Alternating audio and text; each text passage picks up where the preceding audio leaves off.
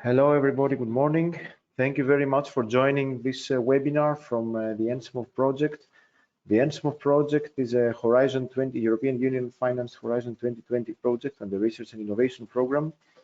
In essence, it refers to the Article 7 EED, and the full title of the project is Enhancing the Implementation and Monitoring and Verification Practices of Energy Saving Policies under Article 7 of the EED. You can see it's quite a long title, but it entails a lot of issues that we will tackle during the 3 years running of the program. Some instructions concerning the webinar now is that you can, as you can see, you have a chat button on the bottom, on the right normally of your screen, where you can ask questions, and we will try to respond to them during the presentations and in the end when there is a Q&A session.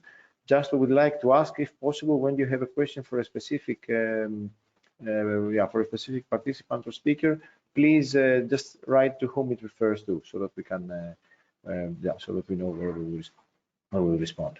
As you know, so there is a series of events. You will be informed for the ENSMOV project. So we're starting now the presentation, and feel free to ask any questions you might have.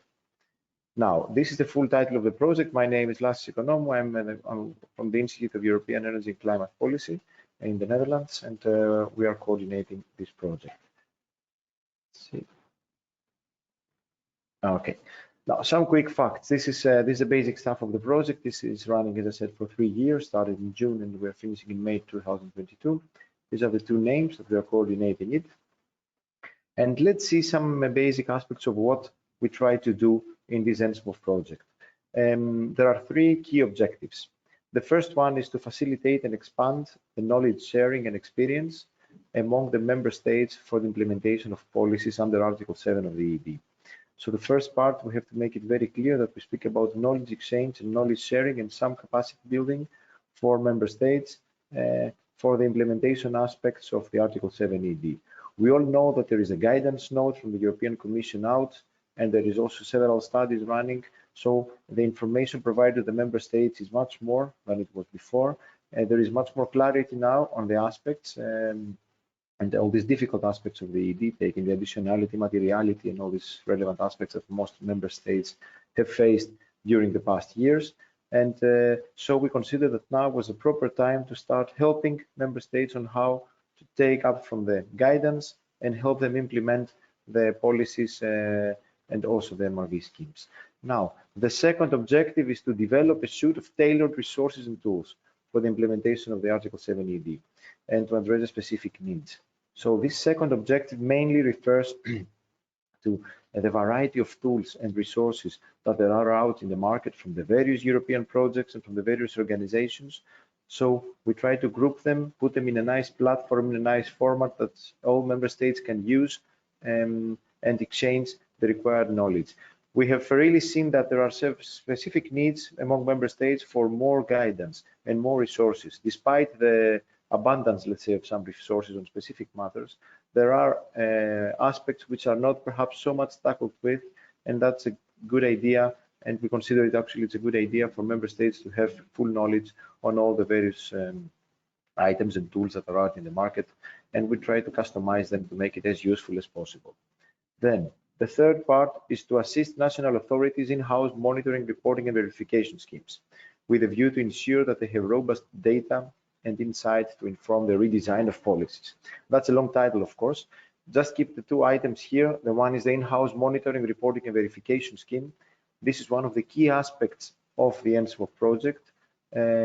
We know that there is a lot of work being done so far over the years on the MRV schemes. The guidance note provides also some quite nice aspects on the MRV, and for sure what we see from the member states is that there is still always a need to improve and get some good guidance and good practices from other countries on how they have developed their MRV schemes, what are the aspects they have tackled, and so that's what we try to do also in this project. And the second aspect is to ensure that they have robust data. Data is a big question always. Where is the data coming from? What type of data? How useful they are? To inform the redesign. So that's the second aspect of the project, is that we move on to the period 2021-2030. We have taken all the NECPs on board. We know that the targets sometimes are missing and member states cannot achieve their targets that easily. and we're moving on to a lot of new policy measures. Therefore, what we try to do in this project is help member states to redesign, reuse in parentheses, or design, let's say, policies for the 2030 period. These are so the two strategic objectives. First of all, that we try to help and try to ensure to some extent that over the 3 years program, the policies that will be set in the member states will be able to achieve the targets. And also we need to have a knowledge exchange. It's an active platform, a community for knowledge exchange. The ENSMOV is in a lot of synergies with several other projects, which we'll see afterwards. Also the concerted action EED. And we hope that all these synergies over the years will manage to have a very active platform for the achievement of the Article 7 targets. Now, these are the partners. There is quite diverse. Mainly, you can see that the partners are energy agencies and also some other institutes working on this Article 7 part. Just it's a basic introduction. Now, normally we are 15 partners, as you can see, and 14 member states which are directly represented. And also, what we try to do is that we try to cover the all EU member states through the action of the ENSMOV. And thus here you can see a table how we have allocated the distribution, that how member states can be covered by us, even trying to reach also the EU accession countries through the energy community, which was very supportive to our cause. And of course, we try to cooperate very closely with the concerted action EED. And now we have found some very nice synergies over the time period for the next years to come. So therefore, I know that you're 98, as I see here, participants, and that's a very impressive number, given that in the beginning of the Article 7 discussion, I think there were not more than 30, 40 people working on that. So when you have 98 people interested, that's a good sign. It means that the period to come will require a lot of work. So wherever you belong in one of these countries, feel free to contact us, and we're happy to provide support through the project. Now, that's more or less where we are based geographically, so you can have a look. Okay, this game maps. Now, an important part that this ENSMOV project did not come out of the blue, but it's based on two other quite successful projects that have been running over the past year. The one was the ENSPOL project. ENSPOL was the one, I think, the first project then on the Article 7 EED. It was an Intelligent Energy Europe program. I was happy to coordinate that back then. And what the commonalities of both projects are is that they both facilitate member states and key stakeholders regarding the Article 7 EED. So just to keep here in mind, we don't speak only about the agencies or the ministries. We also try to help key stakeholders to participate actively in the Article 7 EED. And you know, we all have seen that wherever there is a stakeholder consultation and nice stakeholder engagement from the very beginning of policy design, there are much higher chances that these policies can succeed. Where this has not been the case, we have seen a lot of problems coming up and a lot of oppositions to these policies, mainly, of course, if we speak about energy efficiency obligations and kind of measures that have regulatory characters behind them. So you can think that the ENSMOV, but if you can think it like in an equation, would be this ENSPOL project, including a lot of analysis on the alternative measures. ENSPOL, I must admit, was mainly focusing on the EEOS back then, but now we are making use a lot of the alternative measures. Another thing that we do is that we try to capture the 2030 outlook and beyond. The two elements is the monitoring and verification scheme and the policy implementation. And of course, we take into account the EED recast. So that could be one part of how ENSMOV is feeling in the past project.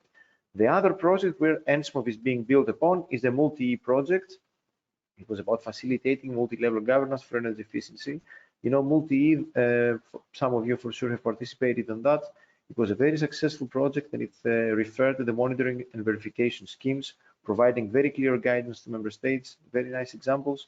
And that's where we try to both aim at improving this, the MRV. So ENSMOV actually moves now not so much on the knowledge base of the MRV. Of course, we have gathered all the useful knowledge of the best monitoring and verification schemes, but rather we move now towards the trainings and the knowledge exchange for setting up MRV schemes under the Article 7. And also we tackle very specific elements of MRV schemes, which you will see later on in the course of time and also in these presentations. So for instance, when we speak specific elements, sampling, there is a big question like how much should be the proper sampling, what should be the protocols for the MRV. Some member states have already provided quite a strong knowledge on all these aspects, and that's where we'll be based our work. Now, how it will work on, that's more on the practical aspects of the project. You see that there is, there are 4 segments, starting from the needs and gaps from the member states, like what are the main issues faced. This is already taking place in the proposal phase, but now it's a much deeper analysis, and we thank you for that. You will hear some stories today, later on from my colleagues. Then there is the engagement of the stakeholders. It's, as I said, not only the ministries and agencies, but also the key stakeholders. And by key stakeholders, we can also refer to obligated parties, all the energy efficiency market specialists that do play a role in the fulfillment of the targets, and they are the ones actually to carry over all the actions required. Then we have also the implementation aspects, which is during the course of the exchange and process and later on in tracking achievements and lessons learned. The 2 axes of the project is, as we mentioned, is the first one, policy redesign and implementation, and the second one, the MRV schemes. Both actually they seem separate, but to some extent, of course, they're intertwined. You have to keep in mind that here we don't speak about evaluation. We speak about data gathering, monitoring and verification, and policy redesign. For evaluation, there have been other projects like the EPATE project, for those of you that know, which was explicitly on the ex-post evaluation practices for the Article 7 policies and beyond. Now, I don't want to steal time from my colleagues. This is some examples from challenges faced, which was done 2 years ago, 2.5 actually years ago, 2 years ago when we're submitting this proposal. And the first one on the left was more or less to get an idea of what type of challenges and priorities and challenges member states were setting when discussing about the policy implementation. So it was about the sustainability of the schemes. We had a lot of schemes in place, and now there was need for how to have these schemes running in the future, getting some political supports, how to complement these policies, and also the budgets, of course. And then on the MRV aspects, the main difficulties were always difficulty with data and verification requirements, how to set the baselines, lack of staff in most of the agencies, and of course, complexity of MRV requirements. Of course, we do hope with the guidance note that this complexity has been to a great extent over. This is a slide my colleagues will present about how this knowledge exchange will take place. You will see it a bit more in detail afterwards. And also some topics for the first cycle. My colleagues will go through that, and you can ask more questions and declare your interest also. Now, these are also the tools and guidance and reports of what you can expect from that. It's important to know that in a couple of months, we'll have one platform ready, which will be called article7eed.eu. We don't advertise it yet because it's still the old platform from the ENSMOV project.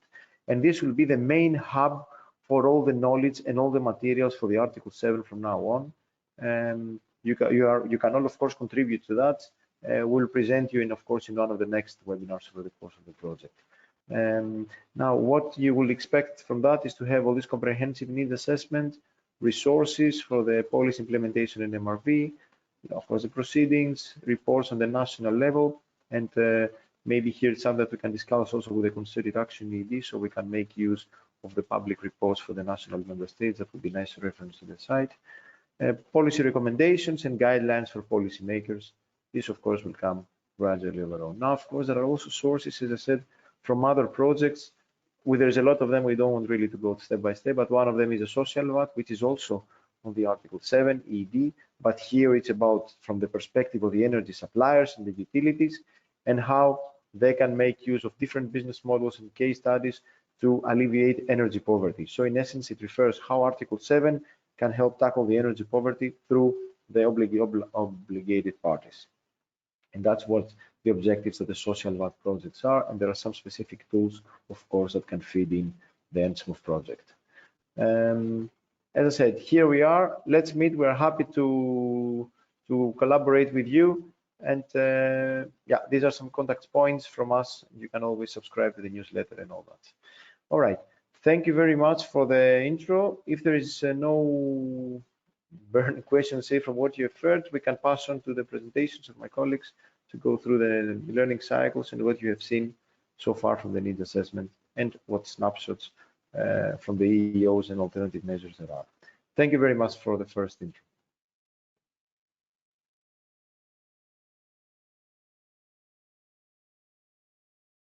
Okay, thank you, Vlasis. I hope you can all see my screen. Good morning, everybody, also from my side. I am Livio De Chicchis, and I work for FIRE, Italian Federation for Energy Efficiency, that is the Italian partner of ENSMOV project. In my at least 15 minutes, I would like to show you how the experience sharing tools of the ENSMOV project are organized and are structured.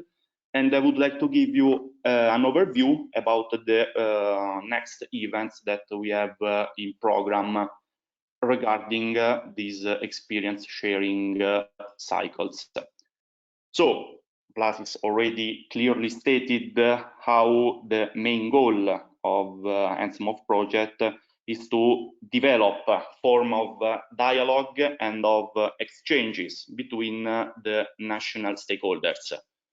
We are facing stakeholders across all European Union, and this led to complexity in the dialogue. This is not a simple task to put together and collect all the information and all the inputs deriving from stakeholders located in all the Europe. To this end, ENSMOV has put in place 3 main tools to reach this goal. The first one is the knowledge exchange cycles, then the ENSMOV LinkedIn group, and the ENSMOV website.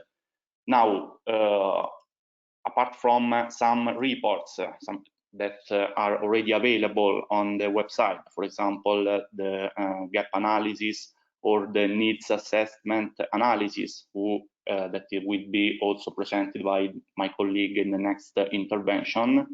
We have our main tool, that is the knowledge exchange cycle structure. You can see in this figure how we have structured our knowledge exchange hub. We have 3 cycles of events that will be organized with the aim to engage the stakeholders. We have to say that the ENSMOV knowledge sharing program is properly structured to transfer knowledge to key stakeholders, enabling them to acquire skills and to set up or to improve where they are already present their MRV schemes, and more in general their policies related to Article 7 of Energy Efficiency Directive. These exchanges will be organized in 3 cycles of events composed as you can see. In premise, first of all, we have for each cycle one webinar, one introductory webinar called disseminate. We can call it a dissemination webinar. The aim of this webinar is to launch the cycle topic, and it's a webinar like the one you are participating in now. We are launching our first cycle that will start, has already started last December with the initial conference, but will operatively start in 2 weeks, as we will see in the next slides. So the webinar is targeted to all ENSMOV stakeholders, and the goal is to discuss on topics for the next cycles, and but this will be done properly in the next webinar that we will hold at the end of our first cycle. In that case, we will discuss the issues highlighted both at the regional level and at national level, and the outcomes coming from the cycles just ended. By now, in this webinar, we will launch the next cycles. So it's provide complementary information compared to the other deriving from all the other activities. Then, after this dissemination webinar, we will have 3 thematic workshops targeted only to policymakers and implementing agency. The thematic workshops are related to selected topics on MRMB and on policies implementation. topics that are collected from ENSMOV stakeholders, from the input coming from ENSMOV stakeholders. Then I will show you in the next slide how we collected the information about our first cycle that is coming. So 3 thematic workshop, and in parallel we want to make also a national observatory. This observatory is provided in each member state and is organized in 1 or 2 meetings. This is targeted to the national stakeholder and provide a discussion on the topics, but at a national level. Otherwise, the thematic workshop puts up a discussion, but at a European level, the regional level. In addition to these 3 activities, also conferences will be organized. For the first was held last December 18 in Paris. This was a conference jointly organized by ENSMOV project and the White Certificate Club, and it represented the official launch of the first ENSMOV cycle of learning program. We had around 70 people participating, coming from 12 different countries, and it provided an overview of the policies implemented by each European member state, always regarding the Article 7 of Energy Efficiency Directive. It was structured in the morning with a focus on the energy efficiency obligation schemes, and in the afternoon the focus was on alternative measures. There was provided experience from each member state participating, and if you are interested in the agenda of the event and in the presentation held in that occasion, you can find it in this section of ENSMOV website that I have inserted in our slide. So let's come back for a while in this structure that it could seem a complex structure. The aim of this structure is to facilitate the sharing of experience. So you can see that are involved both key stakeholders and implementing agencies in,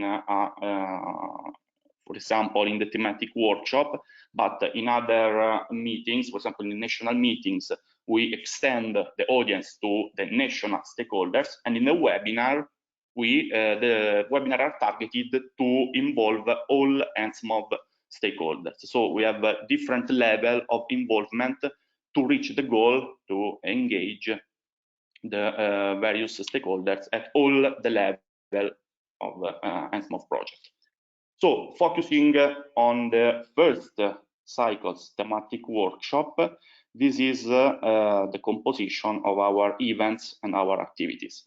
As I just said, the cycle has been launched last December in our conference, in our Paris conference. Now we will face with the 3 thematic workshops. The first one will be held in 2 weeks, and the main topic will be the cost effectiveness of the energy policies for Article 7 of Energy Efficiency Directive and of MRV. It will be held online. We will see it in the next slide, and it will be focused on the designing of the policies. Keep in mind a cost minimization, so including the cost-effective MRV, and on the tools for the MRV. Then there will be other 2 thematic workshop. I have reported them, but they are in a draft version because we are still defining the exact agenda of these 2 workshops.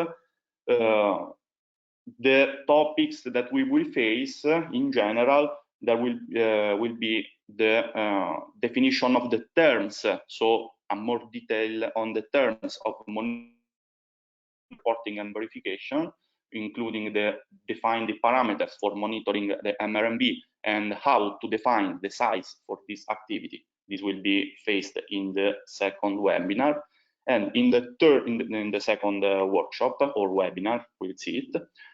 And in the third thematic workshop, we will focus on the financial aspects of the Article 7 of the Energy Efficiency Directive.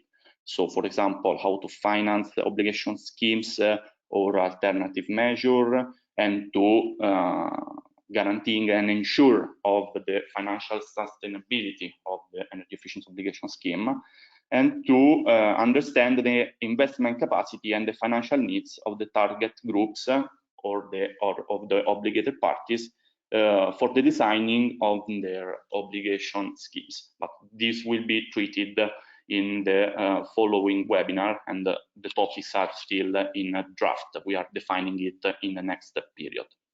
The timeline for this first cycle, I have just stated that it has begun last December. We will end up this cycle probably at the end of next October. And in this column, you can see, as I mentioned before, the topic from which all these thematic workshop inputs are derived. The most of them is deriving from the ENSMOV survey that we conducted in the previous months, and gave us, I thank you all the respondents to this survey, because it gave us clear input of the real needs of the stakeholders, or the near gaps to be faced and to be treated in our exchange program. So the first thematic workshop will be held on Tuesday, May the 28th, and it will be focused on the issue of measuring, verifying, and reporting MRMB. Which are the main points more in detail of the workshop, of the webinar, will be how to design policies with cost minimization for MRMB, the tools for the MRMB, the IT, IoT requirements for MRMB, and how to ensure and promote data exchange among the various actors, so ministries, implementing agencies, and other key stakeholders through the Article 7 policies. So this is an overview of what we will treat during our next workshop. Workshop that, due to the COVID-19 emergency and the consequent disease lockdown, we have switched in webinar mode to ensure that all the data will be respected, and to ensure the interaction between the participating people. Participating people will be the, I underline, representative of national ministries and implementing agency. The webinar will be governed by the Chatham House rules. This is a rule that allows who attends, so the attendings of the webinar, to speak openly and express their views. It could be their own views, or could be not their organization views. For the dissemination of the results, I can say that the most interesting outcomes will be shared within the project documents, ensuring, obviously, that the content will be compliant with the Chatham rule. Here I have reported the agenda of the next webinar. As you can see, we will have an introductory panel held by project partners, in which will be introduced the project itself, and we will introduce also more in detail the thematic of the MRMB. Then a second panel in which we will have a national expert that will provide real case studies from their experience. At the end, we will leave the floor to a discussion between the participants, so an interactive session. And interactive session we will be stimulated also from through various tools that we are put in place. Okay. The other two instruments that I mentioned in the first slide are the LinkedIn discussion group that we created some months ago. This is designed to discuss topics of interest as they emerge from our reports and meetings. So we have also a social contact through which we can have interesting discussion about the groups. I invite you to subscribe this LinkedIn group to join the discussion, and also, why not, to monitor the project outcomes apart from the website. That is the other tool that we provide.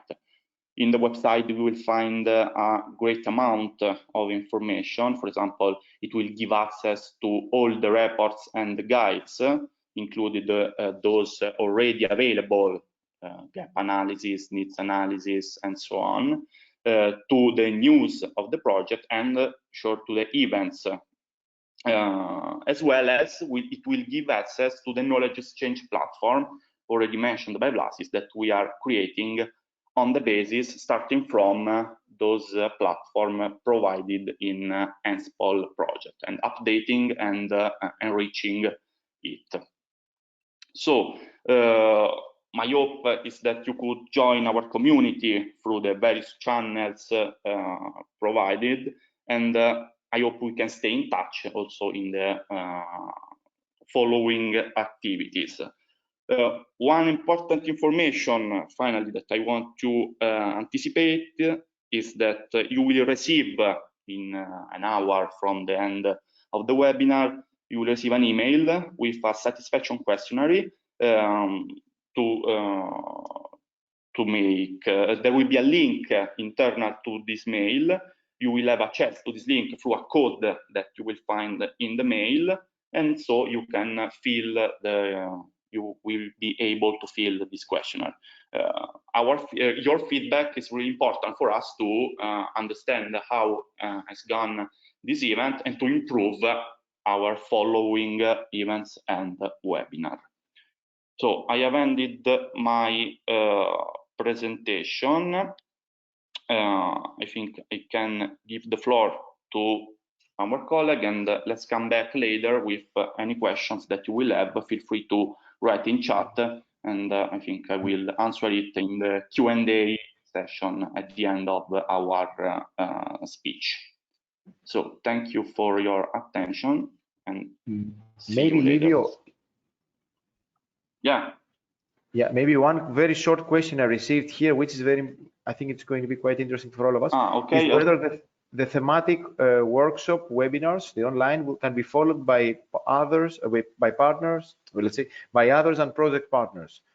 Yes, of course, that's the whole idea of the project, just to answer you. So there will be specific registration formulas that you need to fill in.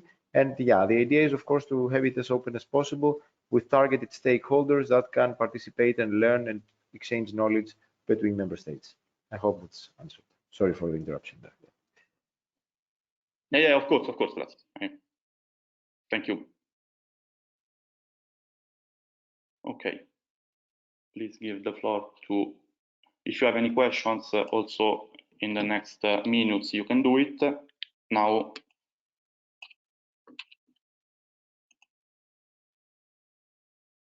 give the floor to, okay. Okay, thank you, Livio, for your introduction on our knowledge exchange program, and also thank you, Vlasis, for the introduction of the project itself. I'm going to present the priorities of our stakeholders now. Maybe a short introduction on myself for a beginning. My name is Bettina Reidlinger, and I work for the Austrian Energy Agency, which is located in Vienna. And the agency was also tasked with carrying out the energy obligation scheme in Austria, and I lead the Austrian project team of ENSMOV. I will give you now the introduction on the priorities of our stakeholders when it comes to the implementation of the requirements of Article 7 of the EED. Oops. From the very beginning of the project, our aim was to get an impression of the challenges member states are facing when implementing and developing the requirements deriving from Article 7, as Flasis already pointed out. Basically, we wanted to know which provided material do member states actually already use, what do they find useful, and what do they expect from us, so from ENSMOV, from the project. So in short, we wanted to know how we can support the knowledge exchange in the areas where it is needed the most from the member states. So by means of an online survey, we asked the different stakeholder groups which were the most relevant topics for them in areas of the policy implementation and MRV.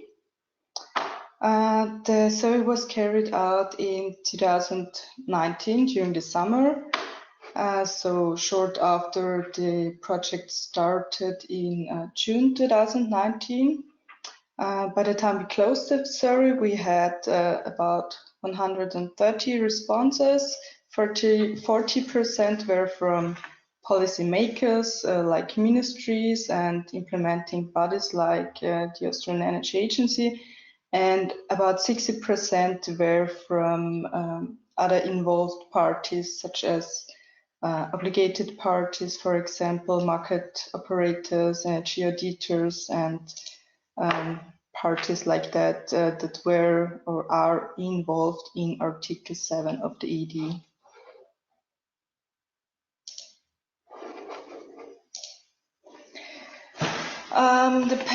The table on page 3 shows the response rate per country. As Flasis also already mentioned, we wanted to include all the member states. In fact, also we contacted countries that are not part of the European Union and are maybe going to be in some time.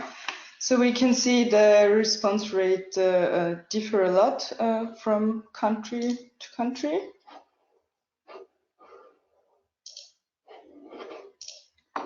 So the aim of the survey was to get a different kind of knowledge. On the one hand, we wanted to know what are the priorities when it comes to knowledge sharing topic-wise for each member state and in general.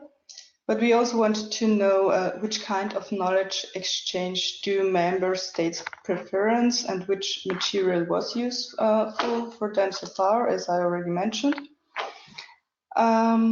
We then used the knowledge gathered by the survey to set up our knowledge exchange program. Livia already mentioned as well as for a comprehensive report which you can find on our project website. So what are the priorities from our different stakeholders? On the left side, you can see the priorities from policymakers. On the right side, from the other involved parties. In the field of policy implementation for both stakeholders, the financial sustainability of the scheme is important. as well as minimizing the involved costs. For policymakers, assessing the side effects of the scheme, and the topics of assuring the materiality and additionality of the energy savings are very relevant. For the other stakeholders, creating feedback loops and being involved in the policy redesign is very relevant on the other side, as well as the coordination among other policies in order to reach the defined objectives in the most efficient way. When it comes to MRV, both stakeholder groups agree on the need for clear and specified guidelines for MRV and the need for practical tools for MRV. Of course, MRV should be carried out cost efficient. That's always a crucial topic. And when it comes to the most relevant topics for both stakeholder groups, they though disagree. For policymakers, it is to carry out representative MRV procedures, and for the other stakeholders, it is again that their opinion and experience is considered when setting up MRV procedures. When it comes to the manner of knowledge exchange, the picture is quite diverse. Member states appreciate experience sharing on an international level, together like an overview on how other member states are doing, but they also appreciate small workshops and working groups to discuss topics in detail. I think we respond to this desire quite well by our different kind of workshops, the EU, the regional and the national workshops, and of course by the constant offer to the stakeholders to provide their feedback on how we can improve our program. So to sum up, the survey helped to identify the topics we need to focus on in our project, to gather an impression about what the national specifications are and how the impressions of the stakeholders actually differ, as well as which kind of knowledge exchange is desired.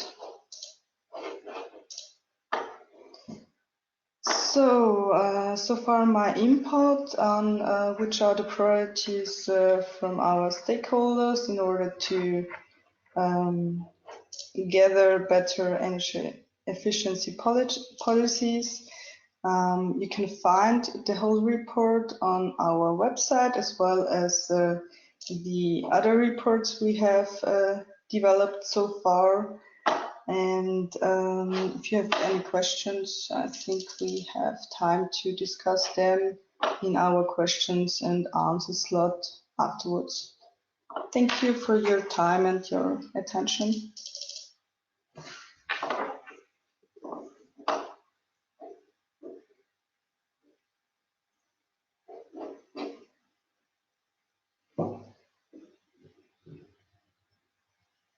Okay.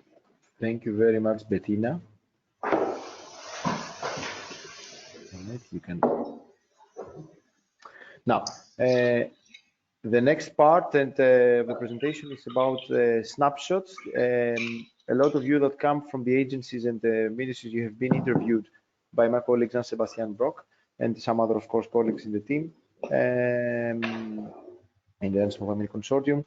And the whole idea is that we try to come up with some snapshots, which is some nice documents explaining in brief the reality behind the EEOS and the alternative measures in our countries, and also providing what has happened, what problems you face in the coming future, and such type of information to both qualitative and quantitative. Now I will I'll just go slightly to show you more or less what these things is about. And I think it's quite interesting for you afterwards to download and have a look at all the countries that you're interested in. Keep in mind, as we said, this is a dissemination workshop, so we are not going to go into the details of the MRV systems and of all this and of the policy aspects. More showcasing what more or less we do, and as my colleagues Livio explained before, there will be the thematic workshops where we are going really in depth and into the knowledge exchange. Now, some examples from the country's fact sheets here. Thanks also to Wojciech Stancic from CAPE, from the Policy Energy Efficiency Center, and of course acknowledgement to all the partners. Now, what is this snapshots? This is what you can download from our website, from ENSMOV.eu. So these are snapshots from the member states, from each member state, where you can see, as I said, a short description of the policy with a quick history, who is involved, what are the main rules, insights about the results, so what has been achieved up to the most recent data we could find, and then there is an overview of the policy mix, which is, I think, it's very relevant, and that's one of the, as you heard, this was one also of the bottlenecks in the whole discussion about how policies can interact and become successful. And there is an interview with a national expert, one of the key national experts, always, which normally is either from the monitoring department or from the ministry itself or from the agency. And we thank you, of course, very much for that. Now we have snapshots for all the EEOs, and of course from some selected alternative measures in all the member states. And the information, as we said, is as accurate as possible, and it's all responsibility of the authors. So we don't engage the interviewees on that. We have to make it very clear, as there are opinions, of course, expressed per country. Now, what we get is normally in the current situation, we have 16 countries with energy efficiency obligations, and here you can see the number of the countries, and 12 countries with alternative measures, and of course there's a lot of countries with mixed EEOs and alternatives. And normally what we have is that when we have a lot of normally what we have in the EEOs is that the sectors that are covered by the alternative measures mostly are different, so we don't really have that big overlaps as initially in the initial period. Same things holds also for the NECPs, more or less. Now, here is also an overview of the selected alternative measures that you can see, and these are the ones that we have examined in the snapshots, which are Portugal with the policy mix in Romania. Then there are loans and grants in Czech Republic and Germany. Germany is a very interesting one. We speak about the competitive tenders, that we are fully aware that many countries are getting more and more interested in exploring this option. Then the voluntary agreements, of course, the Dutch one being one of the most known and one of the most long-standing, so there's a lot of experience to share, also with Finland and Lithuania. Energy and CO2 taxes, we take the example of Sweden and of Estonia. Also here is one of the important, I think, policy instruments that several member states are very much interested in, and they have declared it or had declared it, let's say, in the original NECPs and keep it still in the current NECPs. Tax reliefs, such as in Hungary, and the fact sheet on the preparation which is now happening on Slovakia, which includes several measures. Then also, if you want to have a look on some updates on these policies that I mentioned, like from Czech Republic, the effect of the ENERG program, the corporate tax incentive in Hungary, which is a very long-lasting instrument, the agreements on Lithuania, Finland, and Germany, the tender, and Sweden, the taxes.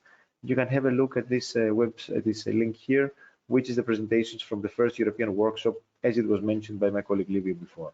So there you have much more in-depth, more analysis in-depth and presentations per instrument. Then for the overviews of the EEOs in Europe, you can see more or less the starting date, the starting period of all these EEOs, when they have taken place. Yeah, and of course the ones are due to start based on what member states have declared on the NECPs. Some would start in 2019, 2021, and so forth. Normally we have 58% of the EU 28 final energy consumption is being covered by the EEOs, and that's more or less up to the 2017 data. More updated data from the assessment reports and also from the NECPs would be coming out soon, I guess, from what percentage should be covered by the estimated, at least, percentage from the EEOs for the 2021-2030, and of course we will circulate this information. And if we take these changes versus 2017, we would say that the EEOS started in Croatia and Latvia and soon in Cyprus.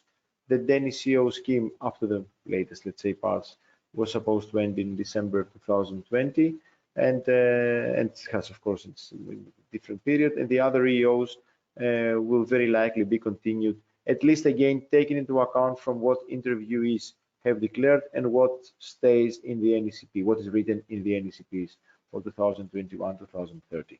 Some EEOs are to be continued more or less exactly as they were before in the previous period.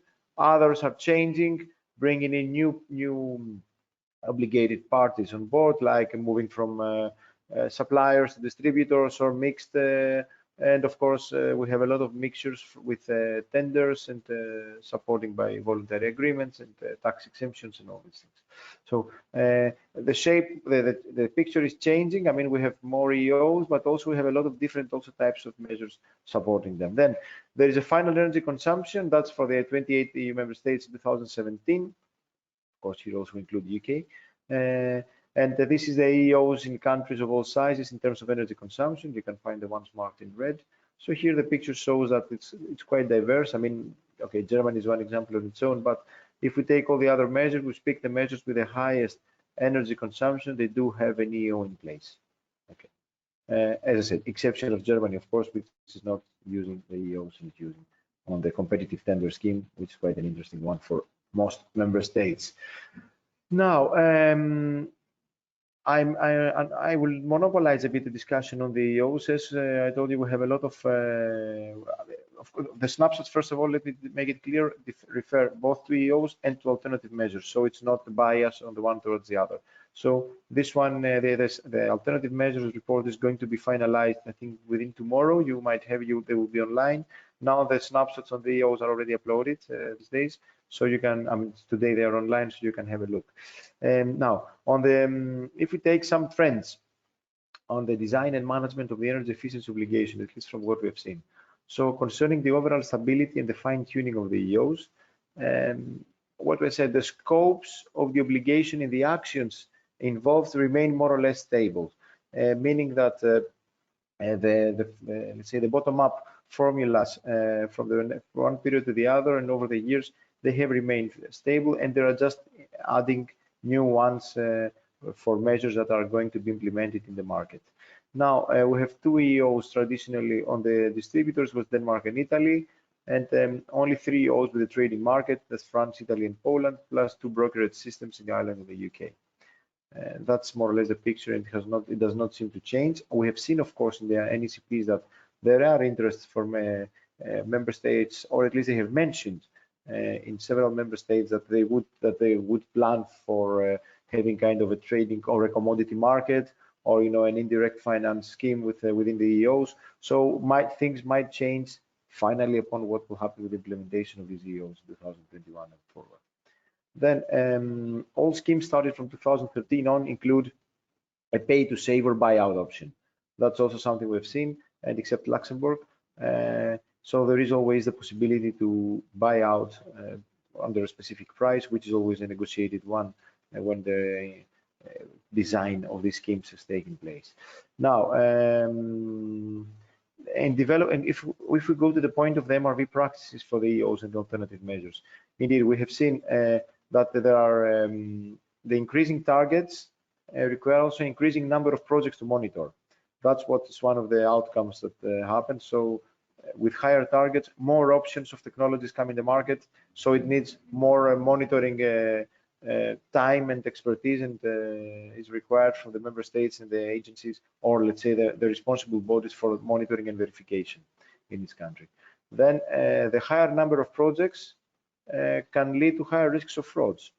That's also one of the issues faced, and we've seen some bad examples also in the past of frauds, and from the EEOs and from the other measures. So we could, I mean, somehow say that if we have higher number of projects, we would have higher risk for frauds, and this would demand a much even stricter MRV practice. So you see that there is quite a correlation. The increase of targets requires and demands actually a much more delicate and elaborate MRV system in place. Then also we have development in evaluation practices. Some countries are moving on towards the ex-post evaluation of the first periods.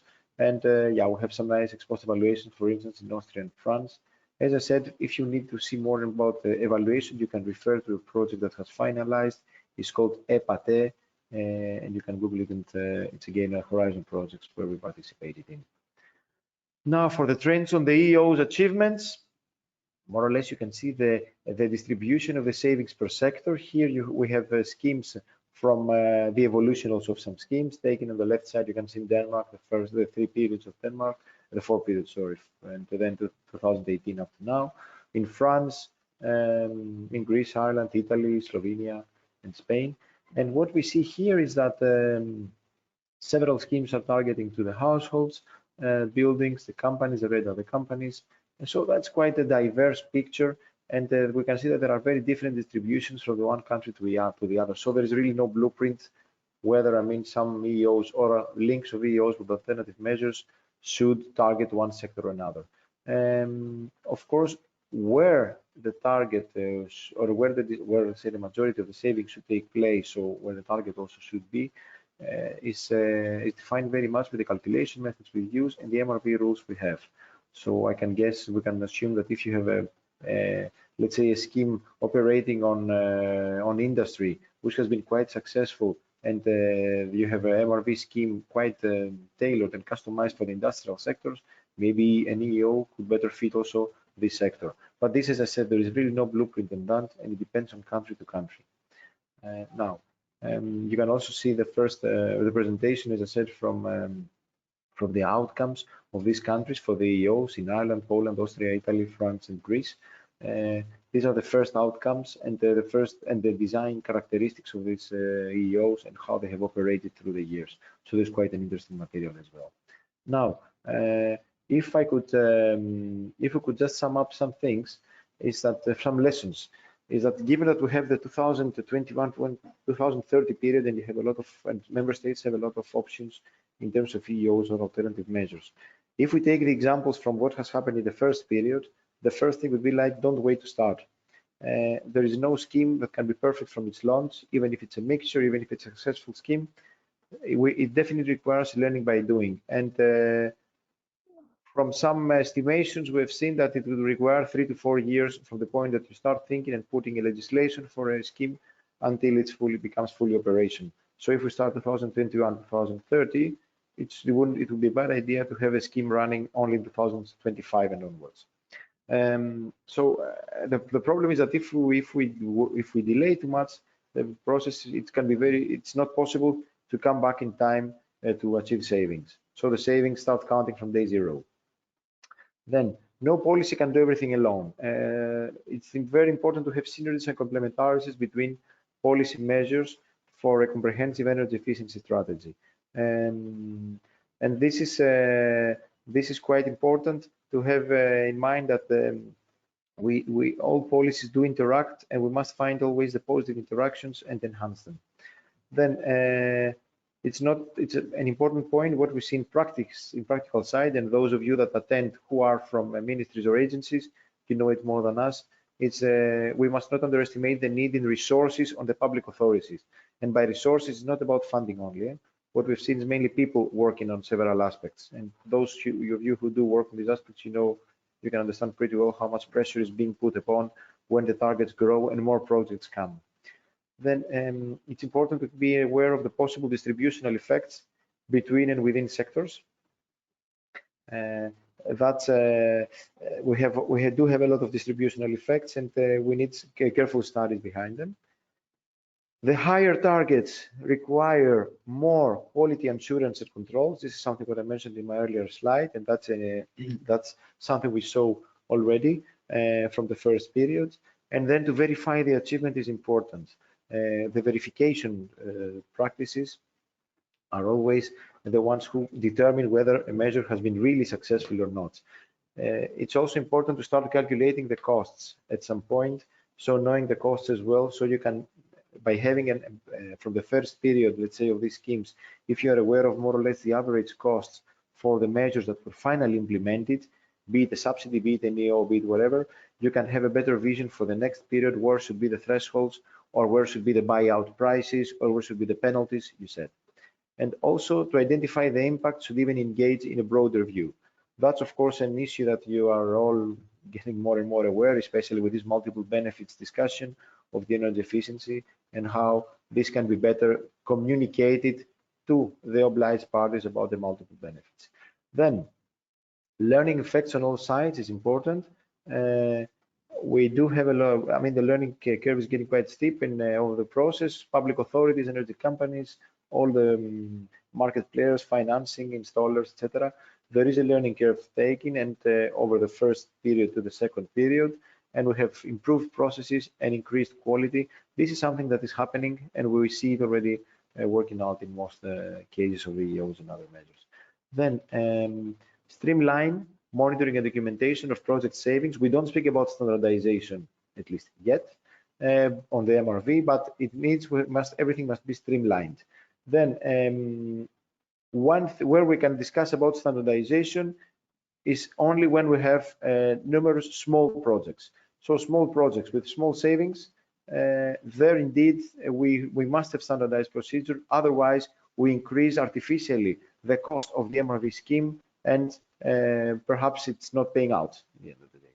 So then for the we must have organized quick feedback loops, which means we have to be reactive to correct unforeseen issues and the negative effects. This normally means that when we have a scheme running for 3-4 years, we plan to have it in the future, we must organize more frequent feedback loops rather than waiting 4 years to carry out ex-post evaluation and checking what has gone well or wrong. It's better to do it in a 1 year or second year. When we have the clearance of each scheme, for example, on a yearly basis, there it would be nice to see what has gone wrong and what can be improved for the next year, although we fully understand that normally the legislation does not allow it always to have this type of feedback loops, but for sure they are very helpful.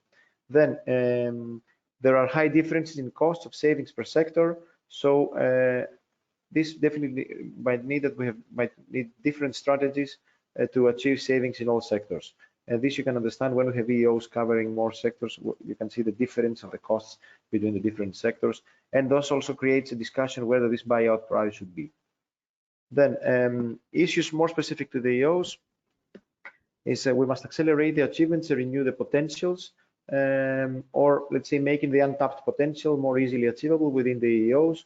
There is always a discussion whether the low-hanging fruits are gone or not. We never know in the end of the day. Always new low-hanging fruits can happen and can be obvious, I mean, in every market, depending on where the renewing the potential is and how fast we want to go there. And there, another question is that if there is a fair price for energy savings, that's I think that's a very debatable question. And depending on which side you are, if you're from an obligated party or you're from the government side, there are different views on that and where this should be. The additionality, short term, there is much more clearance on the additionality from the guidance document from the Commission, but it's important to have, if we think about additionality in the short term versus the market transformation in the long term, where the thin line is. And also the additionality, we have to think it behind also the economic rationality versus non-economic barriers, so the reality. So you see there are cross-cutting issues that things must, or member states must start thinking more openly now. Next to following, I mean, the guidance, we have to think also the economic rationality behind all these issues. And then the documentation, just having paperwork and the online documents is not enough to fight frauds and to have improper practices. So more work must be done, and field work, apparently, and better samples and more samples. Then getting all obliged parties active might be challenging. Involving only small energy companies can be time consuming, and also we have small share of savings. That's a reality that most member states have faced, where to start and how to activate everybody.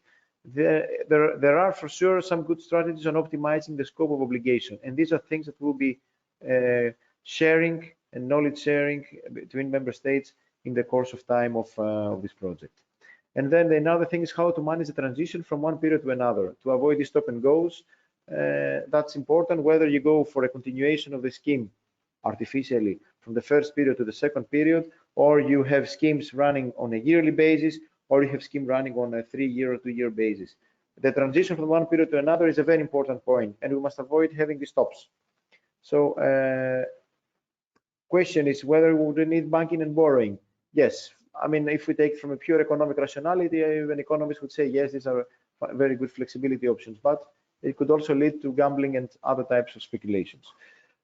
Many questions, no answers from our side. We just have some lessons learned, as I said, and these are the ones we'll be examining over the course of time.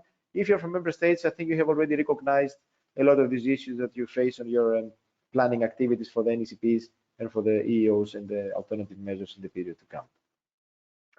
That's from my side. I would like to thank you. So let me just go through questions. One question is, in some countries, hold on a second. Yeah, in some countries, EEOs are not covering all final energy consumption. Is it taken into account in 58%? Yes, I have the feeling in the way we had carried the calculation 2017, this was it. Of course, as I said, we're going to see all the NECPs now, and we're examining all the NECPs and checking from there, and this figure will be updated.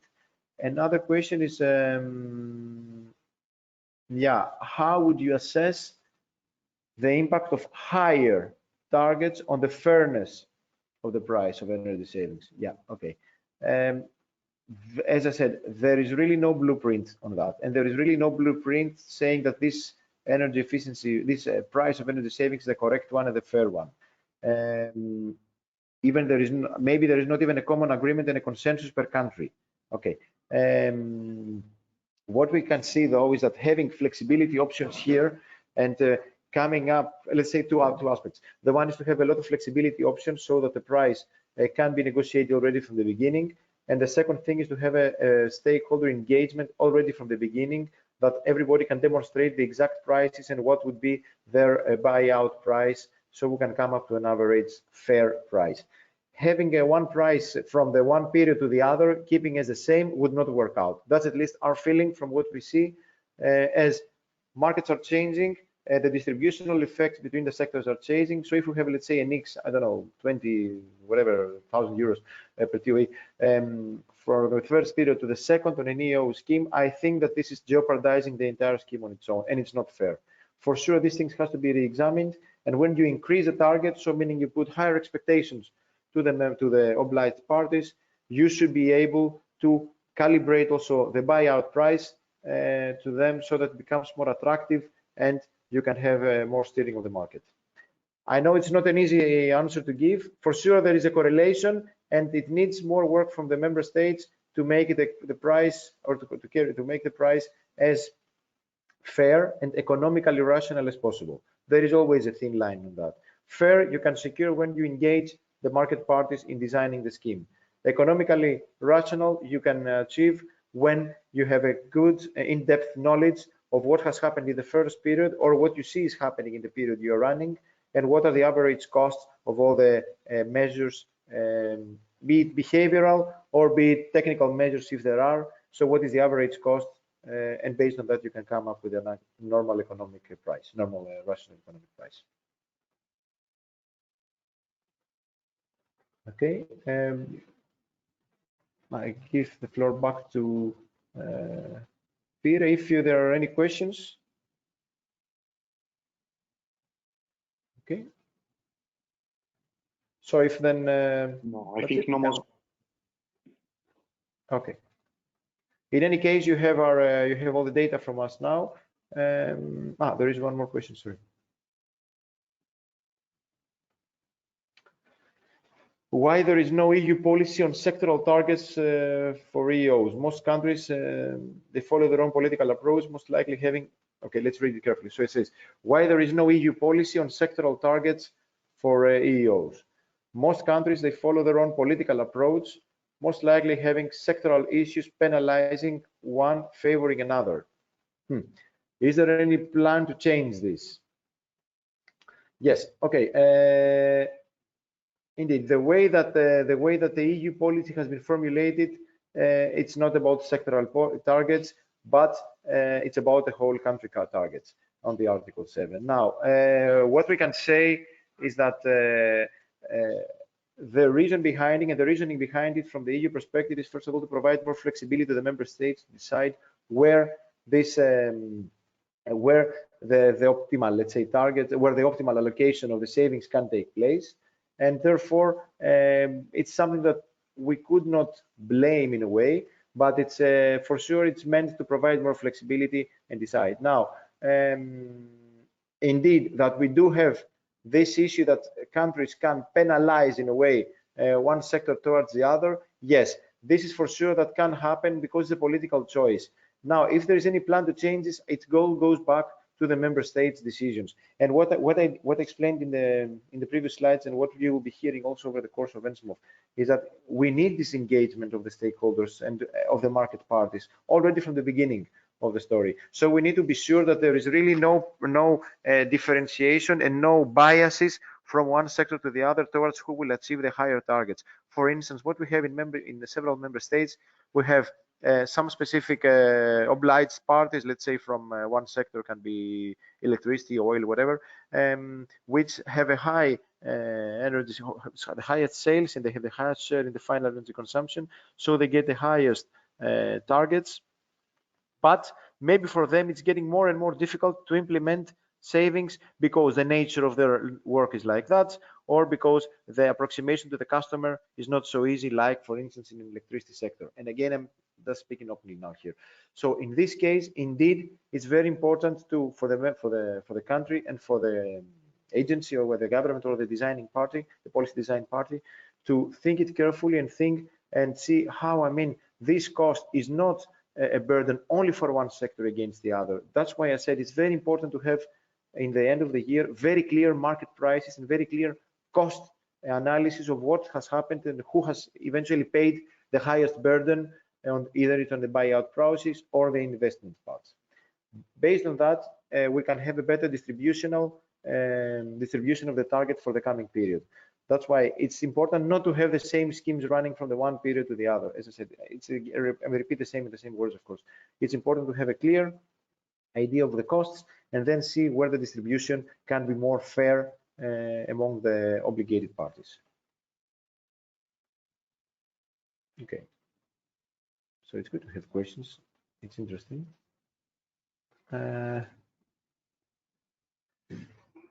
Yeah, I think there is another one. Usually targets for obliged parties are set on an annual basis. Would it be better to provide them cumulative targets? Yes, for a 3-year period or even more. So they may plan their measures and take into account lifetime of measures. Yes, actually to stimulate obliged parties to implement measures with longer effects. Yes, the answer is yes. In most cases, depend if you think that if we think that that the obligated parties can indeed have undertake measures next to the behavioral ones, if they are gone with them, that can have longer effects, it would make more sense. And that's why there is some flexibility on that, provided by the Commission to the member states to design how they want the EEOS. Yeah, okay. All right, I think it definitely be flexibility at the member states level. Yes, one hat really does not, exactly. Well, I think we all agree on that, that the flexibility is very important for the member states. Okay, going back to the organizers, I think we are okay on time. So if there are more questions, you can always come back to us. Please subscribe to the ENSMOV LinkedIn group, as it was mentioned before. You will have, of course, the presentations with you. It's whether we can have much more discussions, and of course, subscribe to the ENSMOV newsletter and to our community, as we will be inviting you from a series of events taking place, as explained initially by my colleague Livio. All right, give back the microphone to Fire.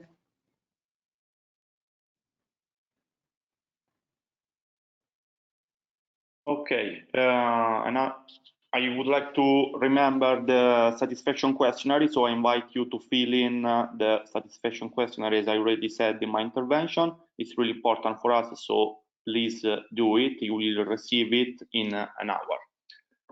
Okay, no more questions, so I think we can end up this session. I thank you all for participating in this webinar and to have given inputs for interesting discussion, and I hope to see you in our channel on our next ENSMOV events. Bye bye at all.